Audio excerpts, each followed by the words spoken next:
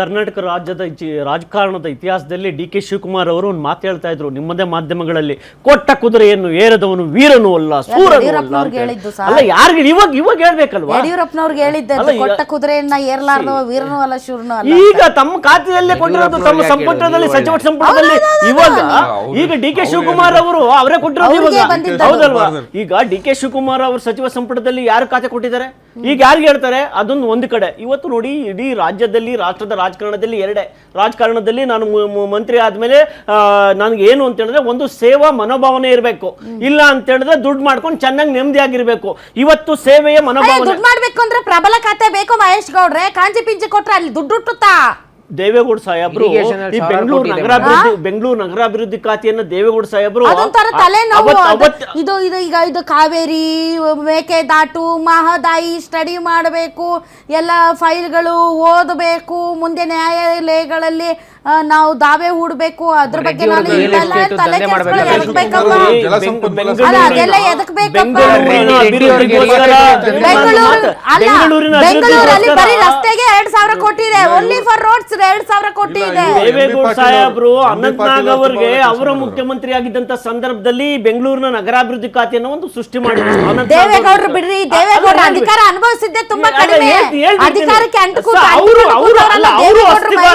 ಅಸ್ತಿಭಾರ ಹಾಕಿದ್ದು ಬೆಂಗಳೂರಿಗೆ. ಇವತ್ತು ರಾಮಲಿಂಗಾರೆಡ್ಡಿ ಅವರು ಅವತ್ತಿನ ಕಾಲದಲ್ಲಿ PWD ಅಂತ ಹೇಳಿದ್ರೆ ನೀರಾವರಿ ಯೋಜನೆಗಳು ಅಂತ ಹೇಳಿದ್ರೆ ಕ್ಯೂಎಲ್ ನಿಂತ್ಕೊತಾ ಇದ್ರು ಮಂತ್ರಿಗಳು. ನಾನಾಗ್ಬೇಕು ಯಾಕೆ ಅಂತ ಹೇಳಿದ್ರೆ ಅಲ್ಲಿ ಸೇವೆಯ ಬದ್ಧತೆ ಇತ್ತು.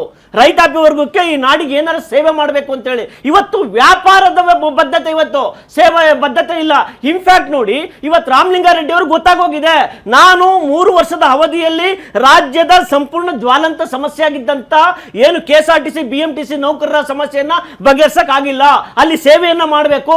ಇನ್ನು 2 ವರ್ಷ ಸೇವೆಯನ್ನ ಮಾಡಕ್ ಹೋದ್ರೆ ಅಲ್ಲಿ ನನ್ನ ವಿರುದ್ಧವಾಗಿ ದಂಗೆ ಹೇಳ್ತಾರೆ. Number 1 impact. The second one is ಏನಪ್ಪಾ ಅಂತ ಹೇಳಿದ್ರೆ ಮುನಿಯಪ್ಪನವರು ಈ ರೀತಿಯಾಗಿ ಡಿಸಿಷನ್ ತಗೊಂಡಿದ್ದಾರೆ ಅಂತ ಹೇಳಿದ್ರೆ ಕೇಂದ್ರದಿಂದ ಬರ್ತಾ ಇರ್ತಕ್ಕಂಥ ಹಕ್ಕಿ ರಾಜ್ಯ ಇವತ್ತು ಕಟಾಪ್ ಮಾಡಿದೀವಿ. ನಾವು ಸಹ ಅಲ್ಲಿ ನಾನು ಸಹ ಅನೇಕ ಸಮಸ್ಯೆಗಳನ್ನ ಎದುರಿಸಬೇಕಾಗುತ್ತೆ, ಅಲ್ಲಿ ನನ್ನ ಸೇವೆ ಮಾಡಕ್ ಆಗೋದಿಲ್ಲ. ಇವತ್ತು ಜಾರ್ಜ್ ಅವರು ಅಷ್ಟೇ, ಇಂಧನ ಇಲಾಖೆಯಲ್ಲಿ ಜಾರ್ಜ್ ಅವರು ಅಂತ ದೊಡ್ಡ ಇಂಧನ ಇಲಾಖೆಗೆ ಅಪಸ್ವರ ತೆಗಿತಾರೆ ಅಂತ ಹೇಳಿದ್ರೆ ಇವತ್ತು ಅಪಸ್ವರ ತೆಗಿತಾ ಇಲ್ಲ, ಅವ್ರಿಗೆ ಬೇಕಾದವ್ರನ್ನ ಇಟ್ಟಿಲ್ಲ ಅಲ್ಲಿ. ಡಿ ಕೆ ಶಿವಕುಮಾರ್ ಅವ್ರಿಗೆ ಬೇಕಾದಂತ ಅಧಿಕಾರಿಗಳನ್ನ ಅಲ್ಲಿ ನೇಮಕ ಮಾಡಿದ್ದಾರೆ, ತಮಗ್ ಬೇಕಾದವ್ರನ್ನ ಬೇರೆ ಕಡೆ ಟ್ರಾನ್ಸ್ಫರ್ ಮಾಡಿದ್ದಾರೆ ಅಂತ. ಟ್ರಾನ್ಸ್ಫರ್ ಪ್ರಾಬ್ಲಮ್ ಮೇಡಮ್, ಅಲ್ಲಿ ಟ್ರಾನ್ಸ್ಫರ್ ಪ್ರಾಬ್ಲಮ್ ಎಷ್ಟಿದೆ, ರೈತರು ದಂಗೆ ಏನ್ ಹೇಳ್ತಾ ಇದ್ದಾರೆ. ಇವತ್ತು ಅಲ್ಲಿ ನಡೆದಿರ್ತಕ್ಕಂಥ ಭ್ರಷ್ಟಾಚಾರ, ಮೀಟರ್ ಭ್ರಷ್ಟಾಚಾರ, ಇವತ್ತು KBL ಅವ್ರಿಗೆ ಗೊತ್ತಿದೆ, ರಾಜ್ಯದ ನಾಡಿನಲ್ಲಿ ಎಲ್ಲೂ ಮಳೆ ಆಗಿಲ್ಲ, ನೆಕ್ಸ್ಟ್ ಕರೆಂಟ್ ಕೊಡ್ಬೇಕು ರೈತಾಪಿ ವರ್ಗಕ್ಕೆ, ದಂಗೆ ಇದ್ರೆ ನನ್ನ ಗತಿ ಏನು? ಇವೆಲ್ಲವನ್ನ ಥಿಂಕ್ ಮಾಡಿ ಇವತ್ತು ಕಾಂಗ್ರೆಸ್ ಸಚಿವ ಸಂಪುಟದಲ್ಲಿ ಇವತ್ತು ದೊಡ್ಡದಾಗಿ ಎದ್ದಿರೋದು ಸತ್ಯ. ಡಿ ಕೆ ಶಿವಕುಮಾರ್ ಅವರು ಏನು, ನಾನು ಆ ರೀತಿ ನೋಡಲ್ಲ ಮಹೇಶ್ ಗೌಡ್ರೆ. ಈಗ ನಾನು ಏನೂ ಮಾಡಕ್ ಆಗಲ್ವೇನೋ, ಈ ಖಾತೆ ತಗೊಂಡ್ರೆ ನಾಳೆ ಆ ಖಾತೆನ ನಾನು ಸಮರ್ಥವಾಗಿ ನಿಭಾಯಿಸೋಕ್ ಆಗೋದಿಲ್ವೇನೋ, ನಾಳೆ ಜನ ದಂಗೆ ಹೇಳ್ತಾರೆ ಅನ್ನೋದು ಅವ್ರ ಕನ್ಸನ್ನಲ್ಲ. ಈ ಖಾತೆಯಲ್ಲಿ ದುಡ್ಡು ಹುಟ್ಟುತ್ತಾ ಹುಟ್ಟಲ್ವಾ? ಈ ಖಾತೆಯಲ್ಲಿ ದುಡ್ಡು ಹುಟ್ಟೋದಾದ್ರೆ ಈ ಖಾತೆ ಬೇಕು, ಇಲ್ದಿದ್ರೆ ಬೇಡ. ಈ ಖಾತೆಯಲ್ಲಿ ಟೆನ್ಷನ್ ಇದ್ರೆ ಆ ಖಾತೆ ಬೇಡ. ತುಂಬಾ ಸುಲಲಿತವಾಗಿ ಸುಗಮವಾಗಿ ನಾನು ಹೇಳ್ತಾ ಇರೋದು ಪರ್ಟಿಕ್ಯುಲರ್ ಆಗಿ ಯಾರು ಖಾತೆ ತೆಗ್ದಿದ್ದಾರೆ ಅವ್ರ ಬಗ್ಗೆ ಅಲ್ಲ, ಇನ್ ಜನರಲ್ ಆಗಿ. ಅದು ಯಾವುದೇ ಪಕ್ಷ ಅಧಿಕಾರಕ್ಕೆ ಬಂದರೂ ಕೂಡ ಪ್ರಬಲ ಖಾತೆ ಯಾವ ಖಾತೆಗೆ ಬಜೆಟ್ ಅಲ್ಲಿ ಅತಿ ಹೆಚ್ಚು ಅಲೋಕೇಶನ್ ಆಗುತ್ತೆ ಅದೇ ಪ್ರಬಲ ಖಾತೆ. ನೋಡಿ, ಇವತ್ತು ಸಿದ್ದರಾಮಯ್ಯನವರು ಇಡೀ ರಾಜ್ಯ ಮಾತನಾಡ್ತಾ ಇದೆ. ಸಿದ್ದರಾಮಯ್ಯನವರ ನೇರವಾದ ವಕ್ರ ದೃಷ್ಟಿ ಈಗಾಗಲೇ 3 ದಿವಸದಲ್ಲೇ ಈಗಾಗಲೇ ಬಿದ್ದೋಗಿದೆ. ಅದಕ್ಕೋಸ್ಕರ ಸಿದ್ದರಾಮಯ್ಯನವರು ಎಂತ ಬುದ್ಧಿವಂತಿದ್ದಾರೆ ನೋಡಿ. ಮೂಢ ಹಗರಣ ಜೀವಂತವಾಗಿದೆ.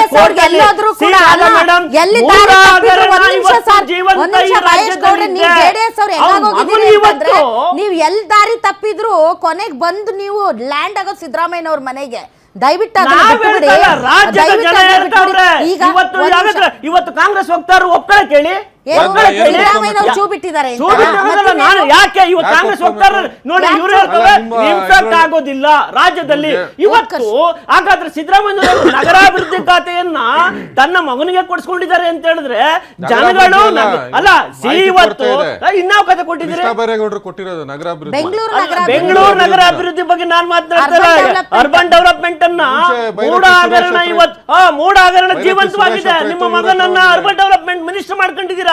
ಇವತ್ತು ಕೋರ್ಟಲ್ಲಿ ಇದೆ ಕೇಸು, ಯಾಕೆ ಮಾಡಿದ್ದೀರಾ ನಿಮ್ಮ ಮಗನನ್ನ? ಇದು ನೋಡಿ ಸಿದ್ದರಾಮಯ್ಯ ಈ ಆಟ ಇವತ್ತು ರಾಜ್ಯ. ಈಗ ಸಿದ್ದರಾಮಯ್ಯನವರ ಆಟದ ವಿಚಾರ ಅಲ್ಲ, ಒಂದ್ ನಿಮಿಷ. ಸಿದ್ದರಾಮಯ್ಯನವರು ಮುಖ್ಯಮಂತ್ರಿ ಸ್ಥಾನದಿಂದ ಪದತ್ಯಾಗ ಮಾಡಿದ್ರು. ಆ ಹಿನ್ನೆಲೆಯಲ್ಲಿ ತಮ್ಮ ಬೇಕಾದವ್ರಿಗೆ ಇದು ಕ್ಯಾಬಿನೆಟಲ್ಲಿ ಸ್ಥಾನ ಕೊಡಿಸಿದ್ದಾರೆ. ಅದನ್ನು ನಾವು ಚರ್ಚೆ ಮಾಡೋಣ, ಇಲ್ಲ ಅಂತಲ್ಲ ಮಹೇಶ್ ಗೌಡ್ರೆ. ಇವತ್ತು ಚರ್ಚೆ ಆಗಬೇಕಾಗಿರೋದು, ಈಗ ನೀವು ಹೊಸ ಮಂತ್ರಿಮಂಡಲ ರಚನೆ ಮಾಡಿದ್ದೀರಿ, ಮುಂಗಾರು ಆಗಮನ ಆಗ್ತಾ ಇದೆ. ಇಂತಹ ಸಂದರ್ಭದಲ್ಲಿ ಇಡೀ ರಾಜ್ಯವನ್ನು ಸಜ್ಜು ಮಾಡಬೇಕಾಗಿದೆ, ಇನ್ನು ಪೋರ್ಟ್ಫೋಲಿಯೋಗಳು ಹಂಚಬೇಕಾಗಿದೆ.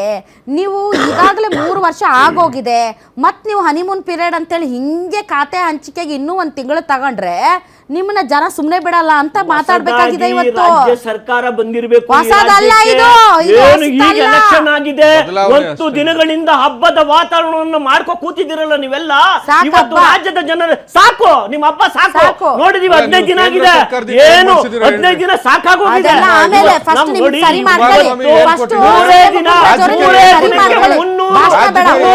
ಇವಾಗ ನಿಮ್ ಮುಖ್ಯಮಂತ್ರಿಗಳು ಏನ್ ಕೊಡ್ತಾರೆ ನೋಡೋಣ. ಬಜೆಟ್ ಅಧಿವೇಶನ ಕರೀರಿ, ಸರ್. ಈ ನಾಚಿಕೆ ಅನ್ನೋ ಪದ ಬಿಟ್ಬಿಡ್ರಿ ಸರ್. ನಾವಾಯ್ತು ನೀವಾಯ್ತು ಮಾತೆತ್ತಿದ್ರೆ ನಾಚಿಕೆ ಇಲ್ವಾ, ಮಾನ್ ಇಲ್ವಾ, ಮರ್ಯಾದೆ ಇಲ್ವಾ, ಅದೆಲ್ಲ ಅಲ್ಲ. ಉತ್ಕರ್ಷ್ ಈಗ ಏನೋ ಒಂದು ಸ್ಟಾರ್ಟ್ ಮಾಡ್ತೀನಿ ಅಂತ DK ಶಿವಕುಮಾರ್ ಅವ್ರ ಮೀಟಿಂಗ್ ಮೇಲೆ ಮಾಡಿದ್ರು, ಇದು ಮಾಡಿದ್ರು. ಓಕೆ, ಇವ್ರಿಗೀಗ ಹನಿಮೂನ್ ಪೀರಿಯಡ್ ಇಲ್ಲ. ಇದು ಆಲ್ರೆಡಿ ಹಳೆ ಸರ್ಕಾರ ಅಷ್ಟೇ. ಇದು ಹಳೆ ಸರ್ಕಾರ. ಇವ್ರ ಕಾಲು ಹೊಸ್ತ ಅಷ್ಟೇ, ಶೂ ಅದೇ. ಮತ್ತೆ ಹಿಂಗೆ ಡ್ರ್ಯಾಗ್ ಮಾಡ್ಕೋತಾ ಜನರ ಸಮಯನ ವೇಸ್ಟ್ ಮಾಡೋದು, ಇದು ನಿಜಕ್ಕೂ ಕೂಡ ಜನತೆಗೆ ಮಾಡುವಂತಹ ಅತಿ ದೊಡ್ಡ ಮೋಸ ಮತ್ತು ದಗಲ್ಬಾಜಿತನ. ಬಗೆಹರಿಸಿ ಖಾತೆ ಹಂಚಿ ಕೆಲಸಕ್ಕೆ ನಡೆದು ಬಿಡ್ಬೇಕು, ಮುಗೀತಿನ್ನ. ಇನ್ನೊಂದು ಲಿಸ್ಟ್ ಅಂತ ಅದೊಂದು ಲಿಸ್ಟ್, ಮತ್ತು ಇನ್ನೊಂದು ಲಿಸ್ಟ್, ಹಿಂಗೆ ಇಡೀ 2 ವರ್ಷ ಲಿಸ್ಟಾಗ ಕಳೆಯಂಗದಾರ ಇವರು. ಅಲ್ಲ ನೋಡಿ, ಈ ವಿಚಾರದಲ್ಲಿ 2 ಅಂಶಗಳನ್ನ ನೋಡಬೇಕಾಗತ್ತೆ ಮೇಡಮ್. ಒಂದೇನಂತಂದರೆ ಈಗ ನಾವು ಕಳೆದ 3 ವರ್ಷದಿಂದ ಬಹಳ ಸ್ಪಷ್ಟವಾಗಿ ನಾವು ಹೇಳಿದ್ವಿ, ಯಾವುದೇ ಕೋಆರ್ಡಿನೇಷನ್ ಇಲ್ಲ ಸರ್ಕಾರದಲ್ಲಿ. It may be in the case of chief minister and officers ಯಾರು ಕೆಲಸ ಮಾಡ್ತಾಯಿದ್ದಾರೆ, ಯಾವುದೇ ಇಲಾಖೆ ಇರ್ಬೋದು, ಯಾವುದೇ ಡಿಪಾರ್ಟ್ಮೆಂಟ್ ಇರ್ಬೋದು, ಅದು ಭಾಳ ಸ್ಪಷ್ಟವಾಗಿ ಇವತ್ತು ಕಾಣಿಸ್ತಾ ಇದೆ. ಆಮೇಲೆ ಎರಡನೇದೇನು ಅಂತಂದರೆ, ಈ ರಾಮಲಿಂಗಾರೆಡ್ಡಿ ಅವರು, KH ಮುನಿಯಪ್ಪ, ಇವ್ರಿಗೆ ಯಾವ ನೈತಿಕತೆ ಇಟ್ಕೊಂಡು ಕೇಳ್ತಾರೆ ನಮ್ಗೆ ಇದೇ ಖಾತೆ ಬೇಕು, ಅದೇ ಖಾತೆ ಬೇಕಂತ. ನಾನು 2 ನಿಮಿಷ ಏನಂತಂದರೆ, ಇದೇ ರಾಮಲಿಂಗಾರೆಡ್ಡಿ ಅವ್ರ ಇಶ್ಯೂ ತೊಗೊಂಬಿಡೋಣ. 8 ಬಾರಿಯಿಂದ ಗೆದ್ಕೊಂಬಂದಿರ್ತಕ್ಕಂಥ ವ್ಯಕ್ತಿ, ಇರ್ರೆಸ್ಪೆಕ್ಟಿವ್ ಆಫ್ ಪಾಲಿಟಿಕ್ಸ್ ಯಾರೇ ಆಗಲಿ, ಒಂದು ಬದ್ಧತೆ ಇರಬೇಕು, ನೆಕ್ಸ್ಟ್ ಜನರೇಷನ್ಗೆ ಅವಕಾಶ ಮಾಡಿಕೊಡ್ಬೇಕು ಎನ್ನುವಂಥ ಪ್ರಬುದ್ಧತೆ ಇರಬೇಕು. ಅದು ಇವತ್ತಿನ ರಾಜಕೀಯದಲ್ಲಿ ಇಲ್ಲ. ಅದು ಭಾಳ ಒಂದು ರೀತಿಯ ಕ್ಲಿಷ್ಟಕರವಾದಂಥ ಸಂಗತಿ. ಆಮೇಲೆ ಇದೇ ರಾಮಲಿಂಗಾರೆಡ್ಡಿ ಅವರು, ನಿಮಗೆ ಗೊತ್ತಿರಲಿ, ಇವತ್ತು ಬೆಂಗಳೂರು ಏನಕ್ಕಾದ್ರೂ ಒಂದಲ್ಲ ಒಂದು ರೀತಿಯಲ್ಲಿ ಗಾರ್ಬೇಜ್ ಸಿಟಿ ಅಂತ ಕರೆಸ್ಕೊಳ್ಳುತ್ತೆ ಅಂತ ಅದಕ್ಕೆ ಈ ವ್ಯಕ್ತಿನೇ ಕಾರಣ. ಅಲ್ಲೆಲ್ಲ ಇರೇ ಈ ಆಂಧ್ರದಿಂದ ಕರ್ಕೊಂಬಂದು ಒಂದಷ್ಟು ಈ ಆಂಧ್ರ ಬಿಡ್ಡಗಳನ್ನ ಕರ್ಕೊಂಡ್ಬಂದು ಇಲ್ಲಿ ಟೆಂಡರ್ ಕೊಟ್ಬಿಟ್ಟು ಆ ಸಂದರ್ಭದಲ್ಲಿ ಬಹಳಷ್ಟು ಹದಗೆಡ್ಸಿದ್ರು ಬೆಂಗಳೂರನ್ನ. 2013 to 2018 ಅದು ಎಲ್ರಿಗೂ ಗೊತ್ತಿರ್ತಕ್ಕಂಥದ್ದು. ಆಮೇಲೆ ಈಗ ಇವ್ರು ಹಿಂದೆ ಟ್ರಾನ್ಸ್ಪೋರ್ಟ್ ಮಿನಿಸ್ಟರ್ ಆಗಿದ್ದಾಗ ಎಷ್ಟು KSRTC ಮತ್ತು BMTC ನೌಕರರ ಕುಂದುಕೊರತೆಗಳನ್ನ ಆಲಿಸುವಂತ